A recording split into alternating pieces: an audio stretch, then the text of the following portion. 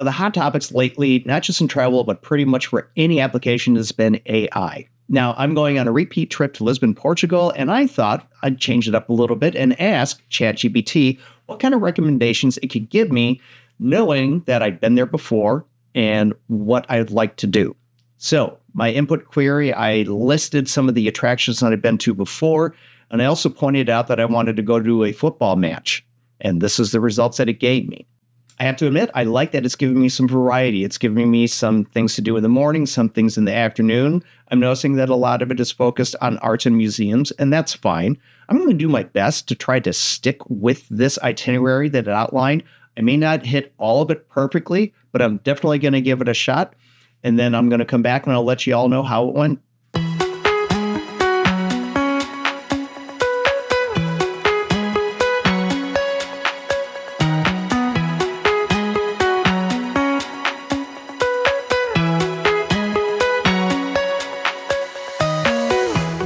Here we are, Chat GPT tour. I'm going to make some modifications. I'm still going to try to do what Chat GPT suggested. So the first one is go to the Oceanarium. That's first on Chat GPT suggestion.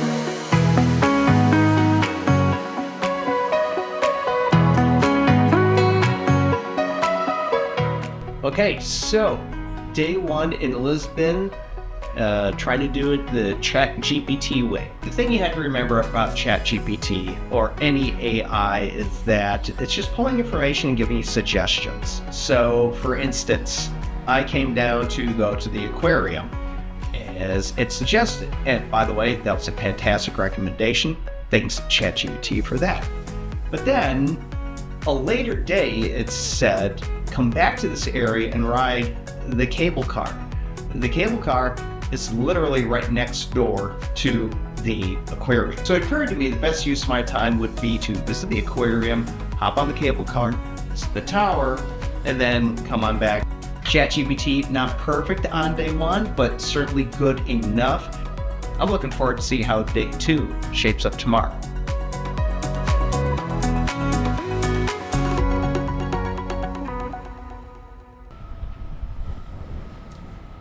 Hey, good morning. So it is day two of Lisbon, powered by ChatGPT or AI, whatever it is you want to call it.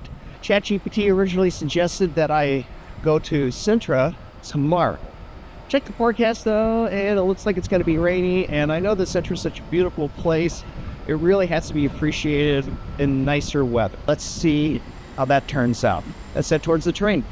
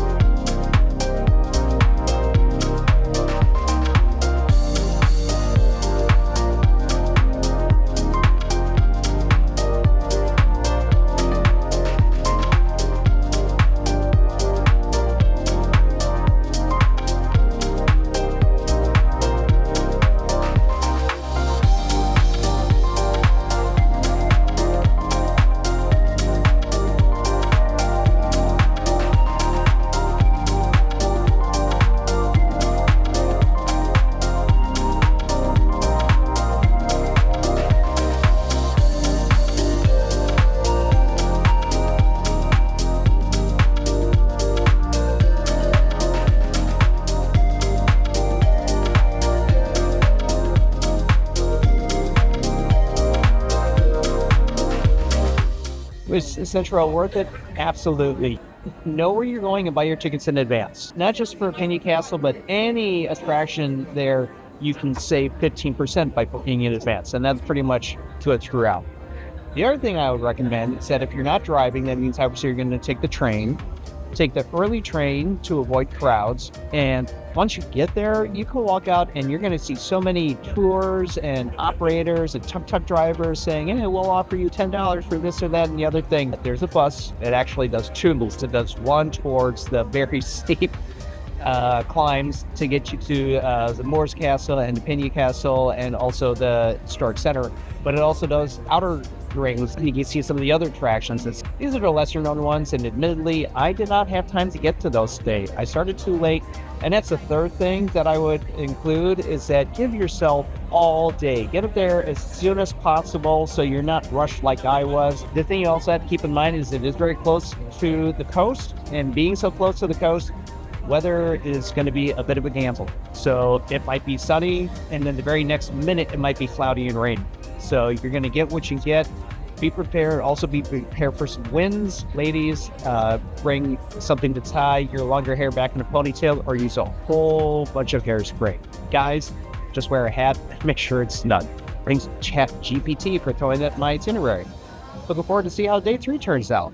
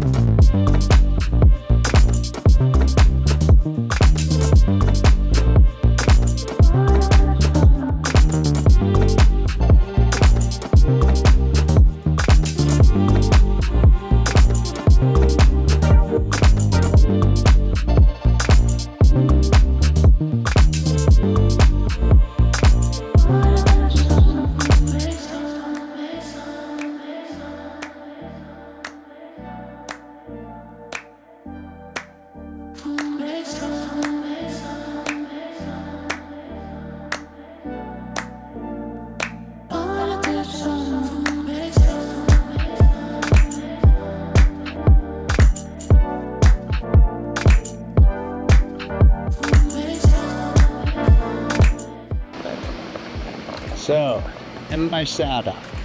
I don't know how to pronounce it, but that was one of the recommendations that Chat GPT gave me, and I would pass on that for future ones.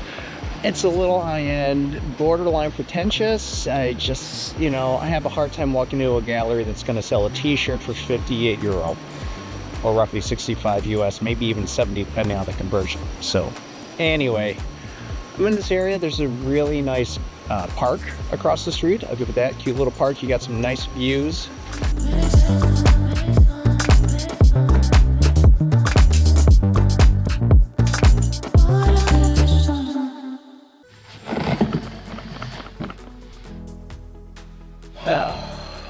So, wow, what a day. Okay, ChatGPT gave me some interesting suggestions about how to spend this morning, and kind of had to throw them out the window. Last night I stayed out way too late, so I had to sleep in a little bit, but today was all about football. So I got to see Benfica play, and wow, that was a heck of a sight. Amazing experience. Over 85,000 people. Benfica won 4-1, so it was all good. And then I headed to the sports couch or the couch bar, can't remember the name of it, to watch the first half of the Packers and Dallas Cowboys. We'll see what ChatGPT's suggestions look like tomorrow.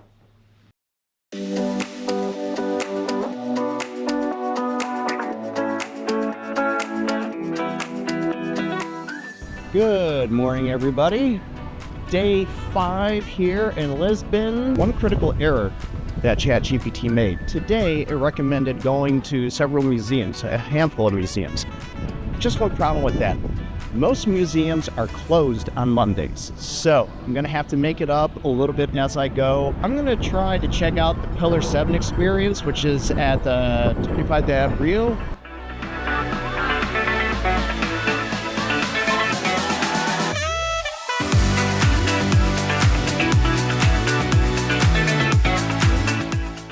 Try to go to the Pier 7 experience, but as you will realize, if you're ever on the wrong side of the tracks, and yes, there is a wrong side of the tracks here in Lisbon, it's near impossible to cross over. There's a commuter train that goes through, and you just can't cross anywhere.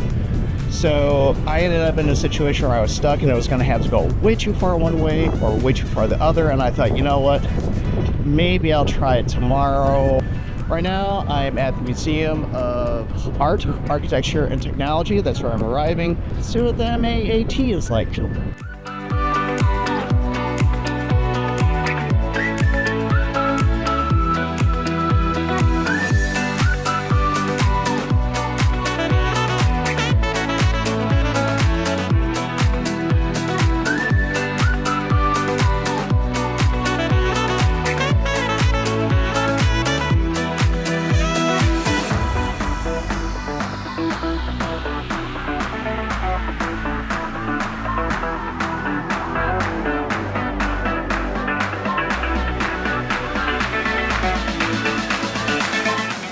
Kind of ended up doing some touristy things today, and today I'm going to check out the lift or elevator, what's referred to here. If the line doesn't work too terribly long, so let's check it out, see if it's worth it.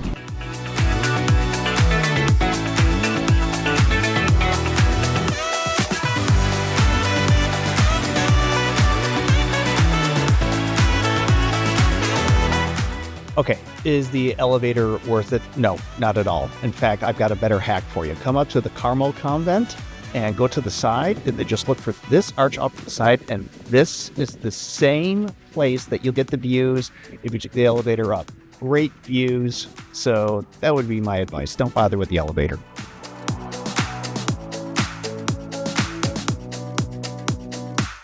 So it's the end of day 6. I'm left with one more full day tomorrow.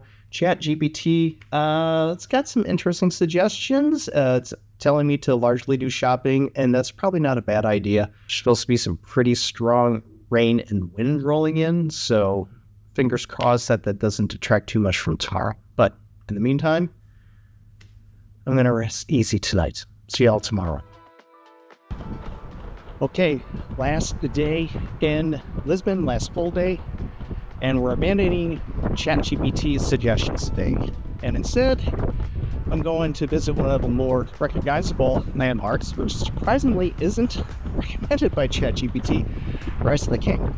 A couple of things to note is that if you do happen to have Lisboa card, like so, it does not include your transportation. It's a different type of bus that takes you over here. I paid cash, €4, and it's mostly because you're crossing the bridge.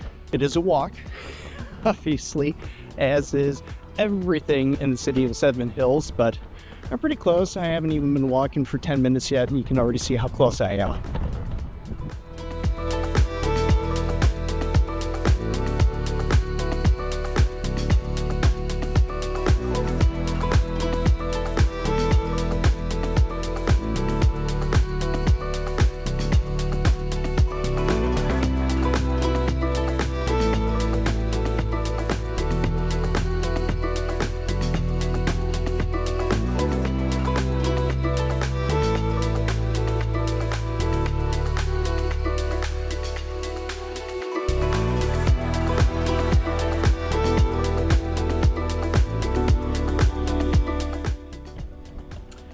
Okay, so I'm at the Pier 7 Bridge Experience, Abril de 25. The lift isn't working, so I have to walk up, take the stairs, as is everyone else. So, good thing I'm in shape.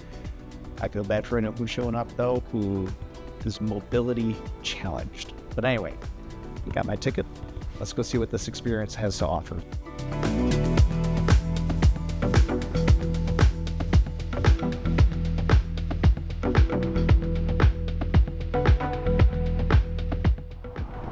That's why we gotta walk up.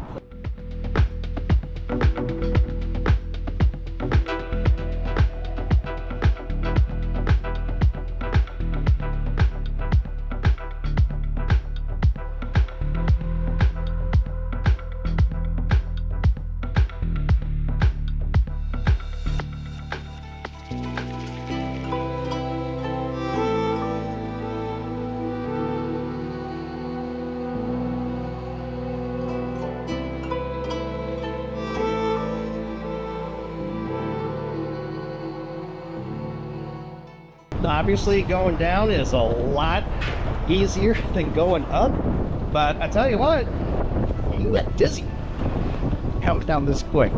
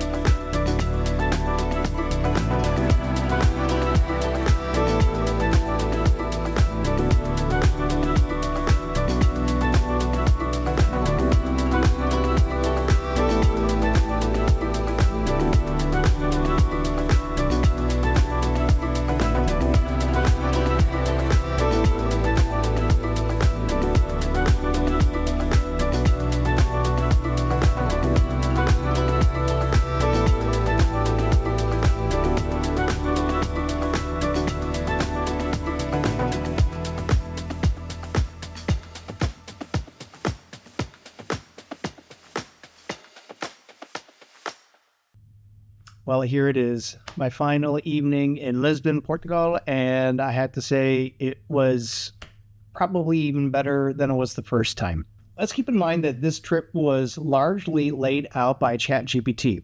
And I have to be honest, Chat GPT largely hit the mark. Now, of course, it wasn't a resounding success like anything with Chat GPT is or any AI, but Chat GPT actually gave a couple of good suggestions. To be honest, I probably could have figured out a lot of these on my own without the help of Chat GPT, but when you have an AI assistant helping you, it certainly takes a lot of the research out of the equation. But then again, you might be missing out on some of the fun and you might be overlooking some things that you might otherwise consider. One thing that I do have to point out, one pretty big fail for ChatGPT in this instance was its itinerary for Monday, where it said, hey, you should go to all these museums, all of which were closed on Mondays. Sorry, ChatGPT, you should really know which places are open and closed. Maybe my expectations are a little too high for you at this stage of the game. My advice to you would be this. Use ChatGPT as a starting point, and then, based on its suggestions, refine your search a little bit more. Also, keep in mind that ChatGPT doesn't really think logically. There are a lot of instances where ChatGPT had me bouncing from one side of Lisbon to the other and really not making a good use of my time. Anyway, what a trip. I'm already thinking about when I'm going to come back and what I'm going to do when I come back. This is really just a fascinating city. There is so much to do. I still have barely scratched the surface. I keep saying I want to travel like a local, but the fact is there's so many cool things here to do. I can't help but be drawn to them. So maybe next time I'll be able to be a little bit more local and explore some other parts of Lisbon and Portugal that I haven't yet. But in the meantime, I'm going to finish my last pastel de nata, bid you boa noche, and see you on the next trip.